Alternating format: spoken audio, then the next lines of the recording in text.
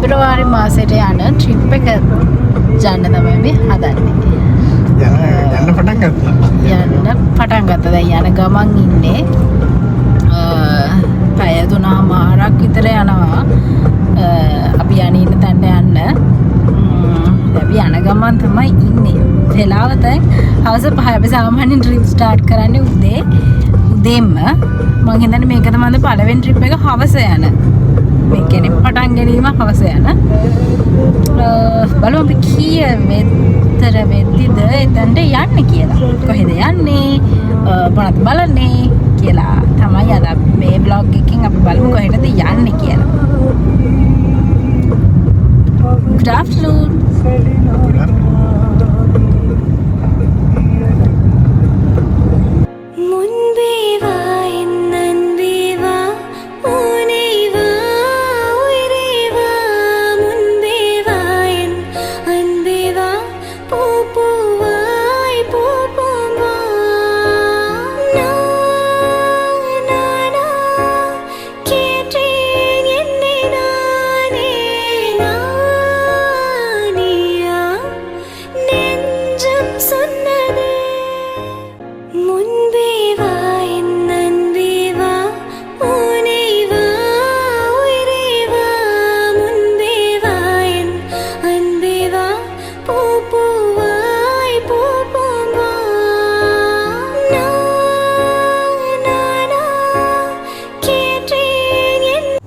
මේ දැන් අපි හවස 6:00 විතර යන ගමන් තමයි ඉන්නේ.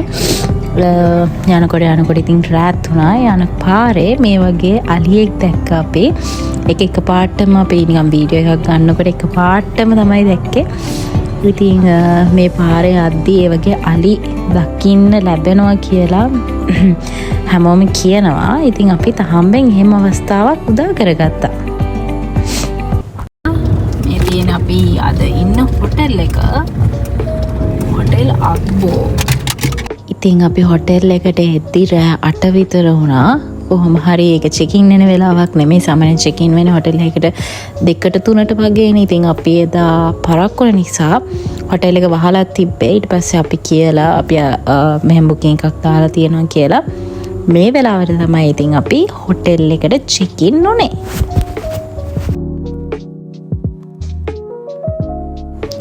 අපි ඉතින් ආවේ මේ පොළොන්නරුව අබ්බෝ හොටෙල් එක තමයි අපි පළවෙනි දවසේ ඉන්න තැන විදියට තෝරගත්තේ. රෑ වුණ නිසා ඉතින් අපිට එළියේ කොහොමද ලස්සන එහෙම බලන්න බැරි වුණා. ඉතින් අපි ආපු ගමන්ම ඒගොල්ලන්ගෙන් කී එක ඉල්ලගෙන රූම් එකට යන්න තමයි ලෑස්ති වුණේ.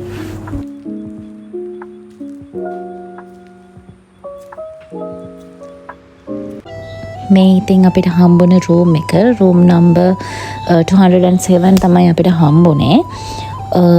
මේ රූම් එක උඩ තිබ්බේ අප්ස්ටේර්ස් වල තිබ්බ රූම් එකක්. මේකේ අපිට බොඩි වොෂ්, ෂැම්පූ, කන්ඩිෂනර් ඔක්කොම දීලා තිබ්බා. ඒ වගේම හෙයාර් ඩ්‍රයර් එකක්, ඒ ඔක්කොම ෆැසිලිටිස් ඒගොල්ලන්ගේ වොෂ්රූම් එකේ තිබ්බා. ඒ වගේම අපි ගත්තේ මං හිතන්නේ ඩබල් රූම් එකක්. දැන් මේක ගොඩ කාලෙකට පස්සේ වොයිස් ඕවර් කරන නිසා එහෙම මතක නැහැ. මෙතන ඩබල් ඕ ට්‍රිපල් රූම් එකක් මම හිතන්නේ අරගෙන තියෙන්නේ. ටී ෆැසිලිටිස්, මිනි ෆ්‍රිජ් එකක්, මේ හැමදේම රූම් එකේ ඉන්ක්ලූඩඩ්. ඒ වගේම අපිට ලේක් වීව් එකක් තමයි රූම් එකට හම්බෙනවා කියලා කිව්වේ. දැන් මේ රෑ නිසා අපිට ලේක් එකක් එහෙම පේන්නේ නැහැ. අපි බලමු අපිට උදේට ඒක බලන්න පුළුවන් වේද කියලා.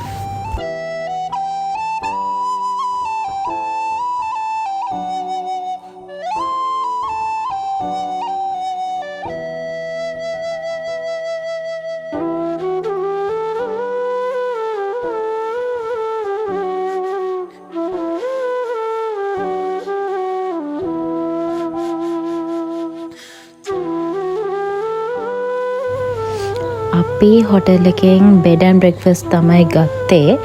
හැබැයි අපිට චූටි බඩගින්නක් ආව රෑ වෙලා. හැබැයි එහෙම ලොකු බඩගින්නකුත් නෙමෙයි, දවල් හොඳට කාලා ආපු නිසා. ඉතින් අපි French fries with sandwich order කරා. අතන මාර රසට තිබ්බ චීස්, හැම් ඔක්කොම සෑන්ඩ්විච් එකේ තිබ්බා. ඉතින් අපි රෑ ඉතින් ටීවී එක බල කෑවා.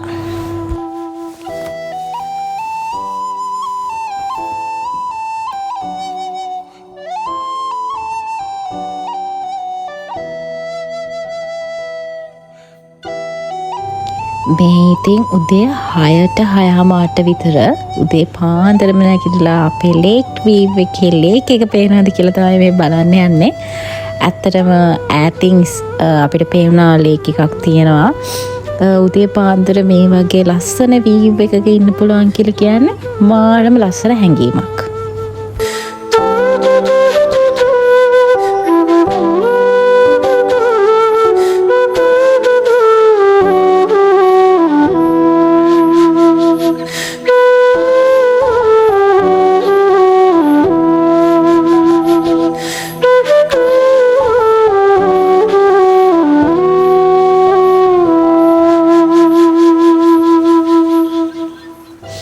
ඇත්තටම මේක ලේක් වීව් කිව්වට ගසොත් ගොඩාක් තිබ්බා පැත්තකින්. ඒ නිසා මාරම ලස්සනයි. මේ වගේ තැනක ඉඳගෙන දෙයට තේ එකක් බොනවා කියලා කියන්නේ මාරම හිත නිවෙන දර්ශනයක්. ඉතින් ඉඳලා හිටලා හරි අපිට මේ වගේ තැනකට ගිහිල්ලා නිදහසේ අපේ ජීවිතය ගත කරන්න පුළුවන් නම් මං හිතන්නේ ඒක මාරම වටිනවා.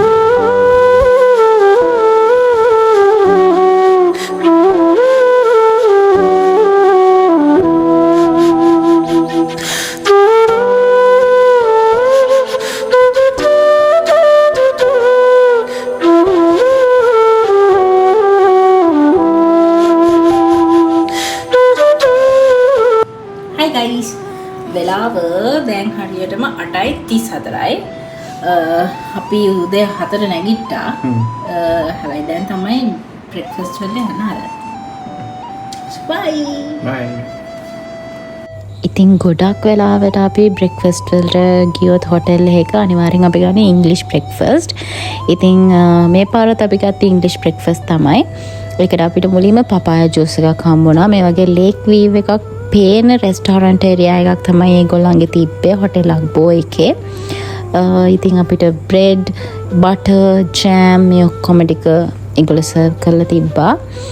ඊට අමතරව ඔම්ලට් එකක්, සොසේජ් මේ ඔක්කොම හම්බුණා.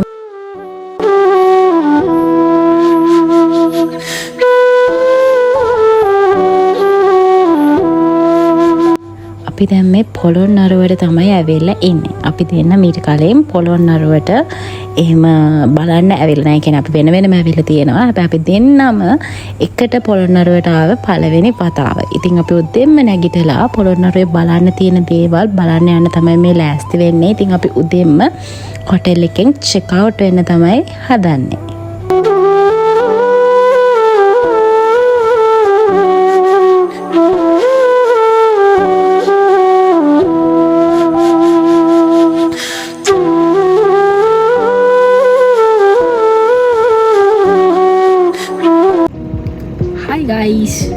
දැන් වෙලාව 10:40යි. අපි දැන් චෙක් අවුට් වෙනවා අක්බෝ එකෙන්. ඊට පස්සේ අපි ඊළඟ බලන්න තියෙන තැනට යන්නේ අපි. අපි කලින් චෙක් අවුට් වෙනවා. මොකද හේතුව තමයි අපිට බලන්න තැන් තියෙනවා. මෙහි අපි පොළොන්නරුවේ ඇවිල්ලාම යන ට්‍රිප් එකක්. මේ පෙබරවාරි මාසෙට යන ට්‍රිප් එක. So guys, අපි බලන්න ගොඩක් තැන් තියෙන නිසා චෙක් අවුට් එක තියෙන්නේ 11ට හරි 12ට හරි. ඒ නිසා අපි කලින් චෙක් අවුට් වෙනවා. හොටෙල් එක ගැන කිව්වොත් හොටෙල් එක හොඳයි. ගොඩාක් හොඳයි. ගාණ හැටියට කියන්නේ හොඳටම හොඳයි. මම හිතන්නේ 20000ක් වගේ ආසන්න වශයෙන් 19000 ගාණක් ගියේ. ඔක්කොටම 20ක්. අපි බෙඩ් ඇන්ඩ් බ්‍රෙක්ෆාස්ට් ගත්තේ. 18000 ගාණක්. බෙඩ් ඇන්ඩ් බ්‍රෙක්ෆාස්ට් අපි ගත්තේ. ඒකේ හැබැයි අපි ඩිනර් එකටත් ඒගොල්ලන්ගෙන් ගත්තා ෆ්‍රෙන්ච් ෆ්‍රයිස් පෝෂන් එකකුයි සෑන්ඩ්විච්. ඒගොල්ලන්ගේ අක්බෝ ස්පෙෂල් සෑන්ඩ්විච් කියලා එකක් තිබ්බා. ඒකේ හැම් තිබ්බා, ඊට පස්සේ චීස් තිබ්බා, එග් තිබ්බා, චිකන් තිබ්බා. ඒ ඔක්කොම එකතු වෙලා තමයි මේ සෑන්ඩ්විච් එක තිබ්බේ. සෑන්ඩ්විච් දෙකක් තිබ්බා. ඒකටත් ෆ්‍රෙන්ච් ෆ්‍රයිස් වෙනම ඇවිල්ලා තිබ්බා. තව පොඩි සලාඩ් එකක් තිබ්බා. ඒ දෙකයි ස්ප්‍රයිට් දෙකක් ගත්තා නේ අපි. ස්ප්‍රයිට් පොඩි අර මේ මෙගා බෝතලයක් නේ පොඩි අර බඩි බෝතල් දෙකක් ගත්තේ. ඊට පස්සේ අපි උදේට ගත්තේ ඉංග්‍රීසි බ්‍රෙක්ෆාස්ට් එකක්. ඒක ඒකේ බ්‍රෙඩ් තිබ්බා වෙනදා කන ඔක්කොම තිබ්බා. ඒ කියන්නේ ඔම්ලට් දෙකක් තමයි අපි ගත්තේ. එග් ඔම්ලට් දෙකකුයි සොසේජ් තිබ්බා ඔක්කොම තිබ්බා. රූම් එක ගත්තොත් මාරම ක්ලීන්. ඒ කියන්නේ හොඳට අතු ගාලා ඊට පස්සේ මොප් කරලා අර එයා ෆ්‍රෙෂ්නර් එහෙම දාලා කාමරේ මාර සුවඳයි. ගියාම වොෂ් රූම් එකත් එහෙමයි. මේ බිම වුණත් නිදා ගන්න පුළුවන් ඒ තරමටම ක්ලීන්. වීව් එකත් ලස්සනයි. හොඳටම හොඳයි හොටෙල් එක නම්. සෝ අපි යනවා දැන්. බයි. මේ තියෙන්නේ ගිරිතලයේ වැව ගාවම අලුතින් හදලා තියෙන අවකන බුද්ධ ප්‍රතිමා වහන්සේගේ සහ සමාධි බුද්ධ ප්‍රතිමාවේ අනුරුවක් නිර්මාණය කරලා තියෙන තැනක්. අපි මුලින්ම ගියේ මෙතනට පොළොන්නරුවේ මුලින්ම අපි දැක බලා ගන්න ගියේ මෙතනට.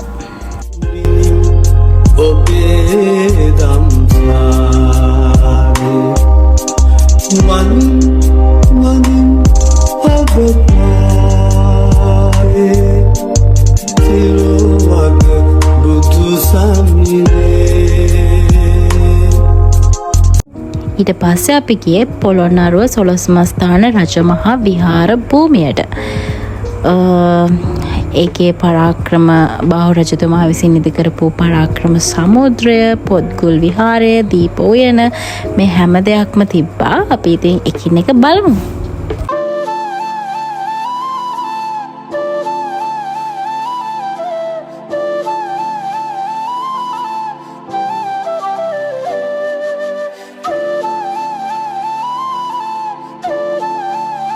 ඊට පස්සේ අපි බලන්න ගියේ දීප උයන. දීප උයන කියලා කියන්නේ පරාක්‍රම සමුද්‍රයේ ගාවම පිහිටලා තියෙන පරාක්‍රම බාහු රජතුමා විසින් ඉදි කරන ලද උද්‍යානයක්.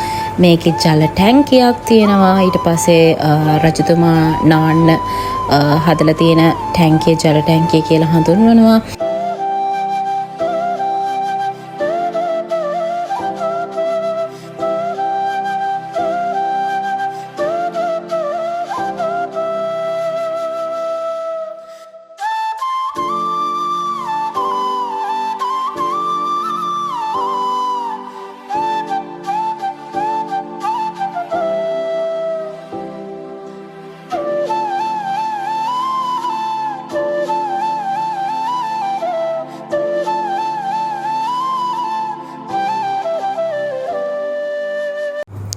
මේ දීප උයනේ තියෙන ගොඩක් දේවල් පරාක්‍රම බාහු රජතුමාගේ කාලේ ඉඳලා ඉදි කරපු දේවල් වුණාට මේකේ තියෙන ගොඩක් දේවල් නිශ්ශංක මල්ල රජුගේ කාලයේදී නැවත හදලා තියෙනවා කියලා තමයි මෙහි තිබුණ ලිපිවල සඳහන් වුණේ.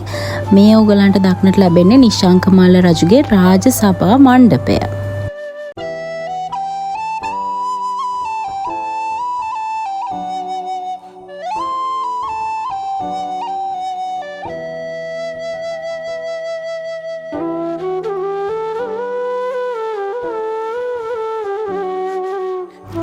මේ තියෙන්නේ රාජසභා මණ්ඩපය ඇතුළ තියෙන නටබුන් ටික. ඈත පේනවර සිංහාසනය, රජතුමා භාවිතා කරපු සිංහාසනය.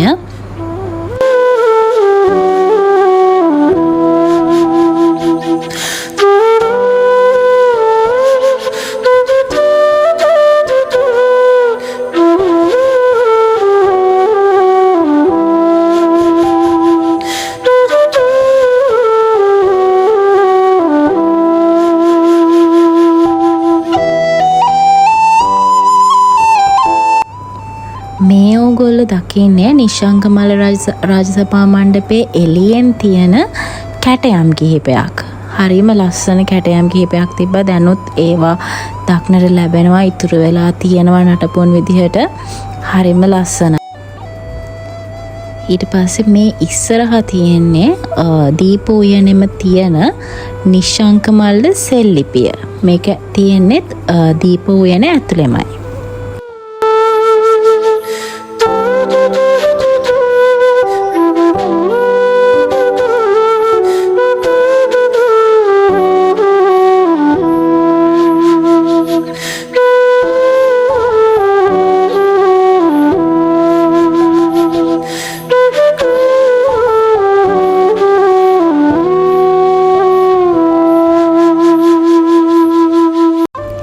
ඊළඟට මේ දක්නට ලැබෙන්නෙත් දීපෝයනම තියෙන නිශ්ශංක සභා ශාලාව. මේකත් තියෙන්නේ දීපෝයන ඇතුළෙමයි.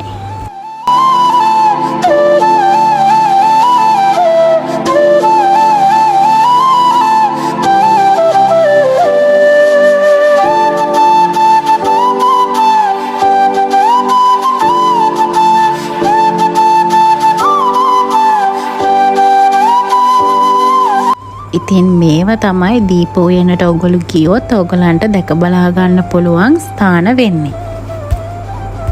ඉතින් මේ තියෙන්නේ පරාක්‍රම සමුද්‍රයෙන් ගලාගෙන එන ජල පහර ඉතාමත්ම වැඩි.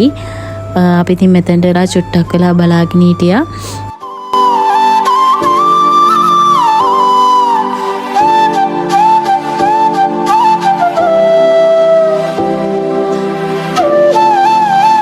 ඊට පස්සේ අපි ගියේ පොත්ගුල් විහාර ප්‍රතිමාව බලන්න. මේක සමහර කට්ටිය ගොඩක් වෙලාවට පිළිගන්න මතය තමයි මේක පරාක්‍රම බාහු රජතුමාගේ ප්‍රතිමාවක් කියලා තමයි ගොඩක් අය විශ්වාස කරන්නේ. නමුත් සමහර පිළිගැනීම් වලට අනුව පුලස්ති වගේ ඍෂිවරුන්ගේ ප්‍රතිමාවක් කියලත් මේක හඳුන්වනු ලබනවා. ඊට පස්සේ අපි ගියේ පොත්ගුල් විහාර සංකීර්ණයට. මේ පොත්ගුල් විහාර සංකීර්ණය නිර්මාණය කළේ කවුද කියලා හරියට සඳහනක් නැහැ. නමුත් ගොඩක් අය විශ්වාස කරන මතය තමයි පරාක්‍රම බාහු රජතුමා විසින් මේ පොත්ගුල් විහාර සංකීර්ණය නිර්මාණය කෙරෙවූ බව. ඒ වගේම මේ පොත්ගුල් විහාර සංකීර්ණය කපිල විහාරය හෝ මණ්ඩල මන්දිරය නමින් අදහස් කරන බවට මතවාද ඉදිරිපත් වෙලා තියෙනවා. ඒ වගේම ශිලාලේඛනයක් අනුව මේ පැරණි පොත්ගුල් විහාරය ලෙස සැලකුවහොත් මේ දිවයිනේ හමුවන පැරණිතම පුස්තකාල සංකීර්ණය ලෙසත් හඳුන්වන්න පුළුවන් කියලා තමයි මේකේ තියෙන විස්තරය අනුව සඳහන් වුණේ. ඊට පස්සේ අපි ගියේ පරාක්‍රම බාහු රජතුමාගේ රජ මාලිගාව බලන්න. ඒකට යන පිවිසුම් දොරටුව මේ විදිහට තමයි දක්නට ලැබුණේ.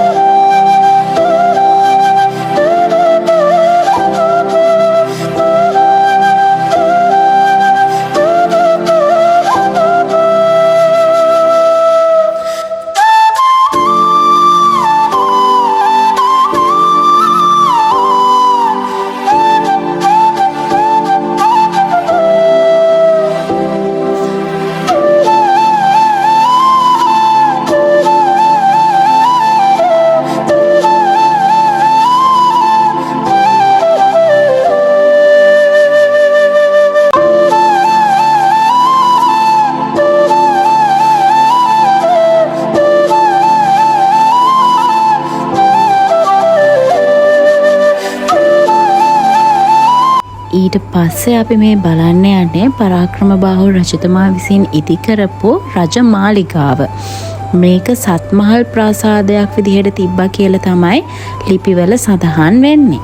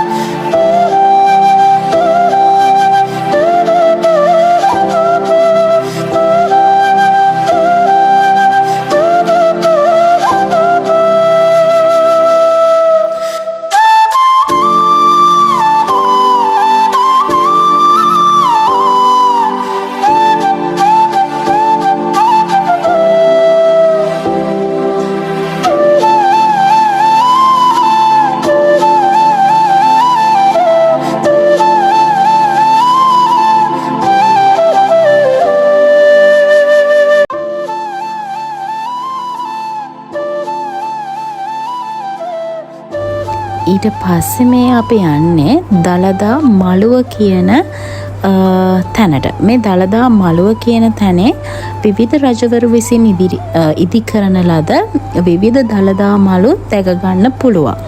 මේකේ අපේ දන්තධාතුන් වහන්සේ මේ දළදා මළුවල වැඩ ඉඳලා තියෙනවා.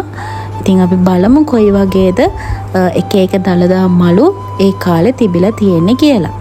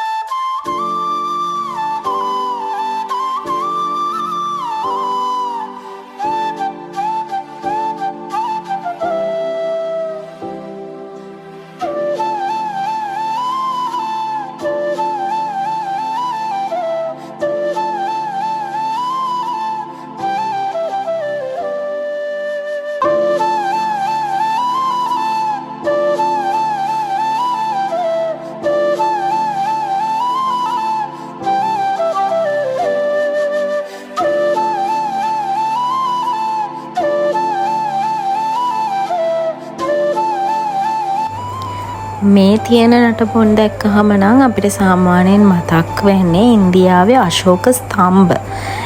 ඒව වගේ තමයි මෙතන තියෙන නටබුන්. ඉතින් මේ අශෝක ස්තම්භ වගේ දැක ගන්න ලැබෙන්නේ නිශ්ශංකලතා මණ්ඩපේ නටබුන් කිහිපයක්. ඉතින් අපි පොළොන්නරුවේ බලපු දේවල් නම් මෙච්චරක් නෙවෙයි. හැබැයි බලපු දේවල් ඔක්කොම දාන්න ගියොත් විනාඩි 30ටත් වැඩි වෙන නිසා පොළොන්නරුවේ පළවෙනි vlog එක විදිහට මේක අප්ලෝඩ් කරනවා. දෙවෙනි වීඩියෝ එකකින් ඔයාලව ආයෙත් හම්බ වෙන්නම්. එතකම් සතුටින් ඉන්න. බයි.